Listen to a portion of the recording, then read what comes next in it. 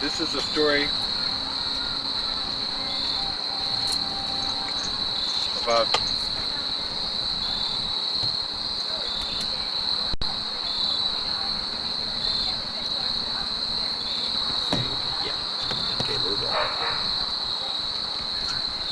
about a boy who heard about an old woman who was decapitated in an old mansion. It was back in 1933 this happened at the Crenshaw estate. A house that had a history of death and violence, including the brutal decapitation of Mrs. Crenshaw herself. When 3 guys broke into her house, they were escaped prisoners. They took her hostage, killed her servants, and had their way with her every night, eating her food, drinking her booze. Finally, they decided to leave after 10 grueling days of this. They took her up into the attic, set her chair right next to the window, and told her to look at the sunset. One came up behind her with a machete and locked her head right off. Well, so many years have passed since that day. In 1933, a bunch of young boys were playing baseball near the Crenshaw estate.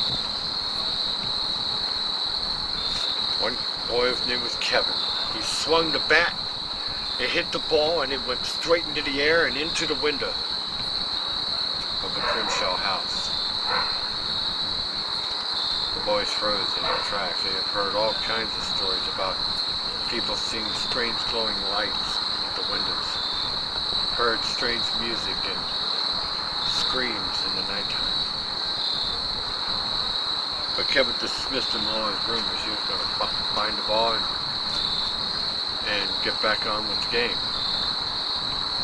When the other 2 boys, they didn't want to stay because it was getting dark. But Kevin wasn't afraid. He always wanted to go into that house and see what was inside.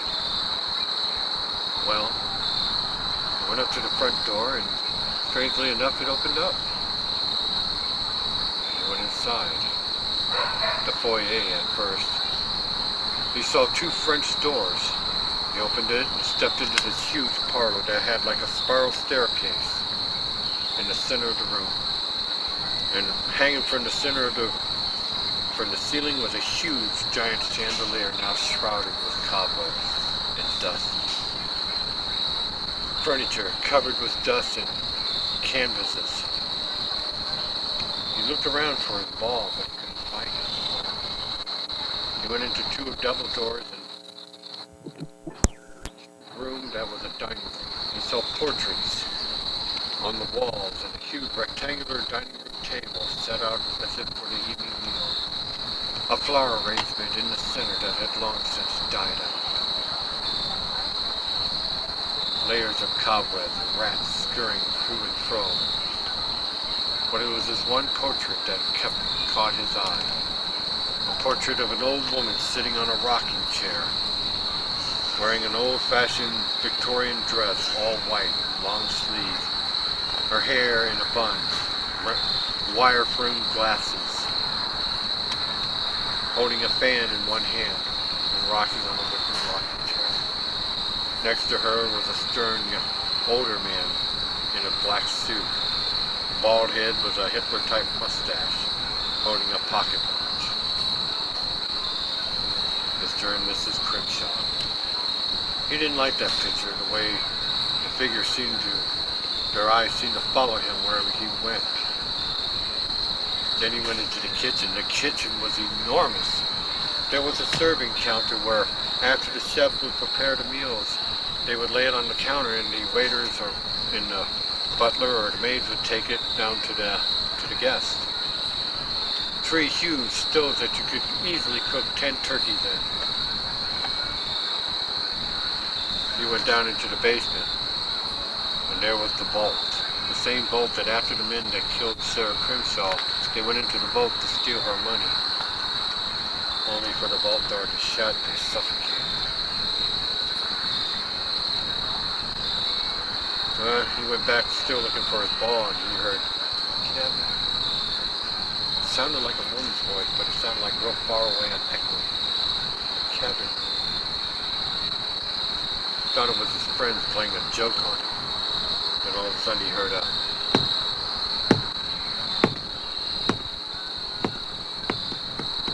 it was his ball rolling down the stairs.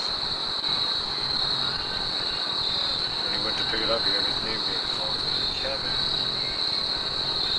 He couldn't resist it. It's like something was calling him upstairs. He didn't want to go up, but it was like he was compelled. He went down the hallway to the master bedroom. Where Sarah Crimshaw was abducted. Then he heard his name again, Kevin. The door to the attic swung open by itself. He climbed up the stairs. There he saw the wicker rocking chair that Sarah Crimshaw was tied to. A brown stain on the headrest. He knew it was dried blood. A chalk lining where the head rested on the floor.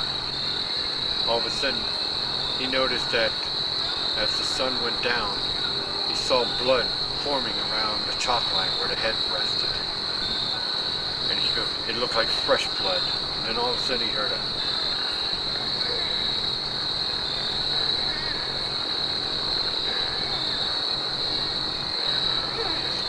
He looked and beheld a ghastly sight before him. It was the body of a woman in a long-sleeved white dress from the Victorian era. She had no head, just a bloody stub where her head once sat. Blood in the front of her white dress. A pool of blood in her lap, pooling in her skirt, and once rested her severed head. Kevin wanted to run, but he was rooted to the spot, and all of a sudden the head opened up its eyes and smiled at him. And all of a sudden it started rising up into the air, straight at his face, getting closer and closer. Kevin screamed and ran out the door, down the stairs, into the hallway. He ran as fast as he could. He could hear the head behind him floating and laughing. He ran down the main stairs and tripped down the last three when all of a sudden and landed on the floor. He looked up at the top of the stairs. So this goes by, come back, sorry. Start with running down the stairs again.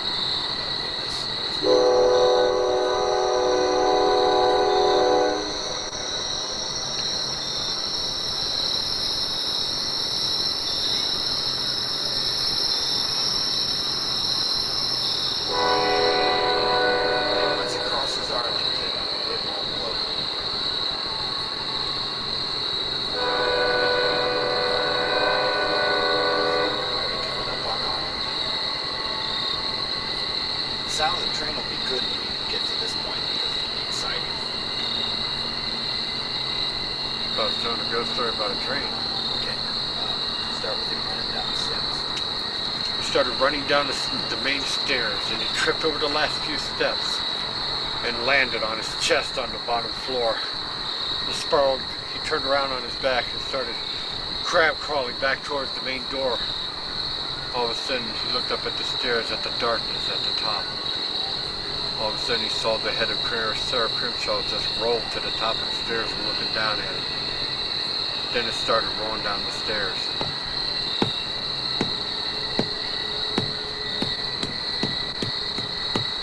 And it rolled right between his legs and looked up at him.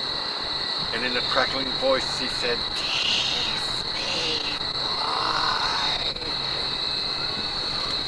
Kevin ran out the main door as fast as he can, nearly bowling his friends over.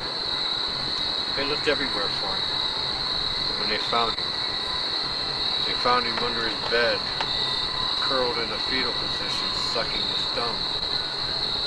His jet black hair was white.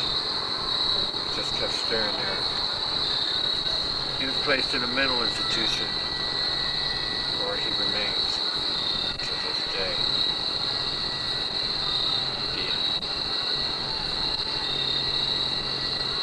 The second part is about the same house, about two sisters, Lucy and Linda Mailer. They were coming home from a skiing trip in Canada. They got lost in a blizzard. All of a sudden Linda saw a deer in the middle of the road and she swerved to avoid it and got the car stuck in a snowbank. The tire spun helplessly. The year was 1955. The two sisters knew that they would freeze to death in the car if they didn't try to find shelter and find it. So they went in there and got their suitcase out of the trunk and proceeded to walk. Lucy wanted to stop and rest, but Linda kept her going.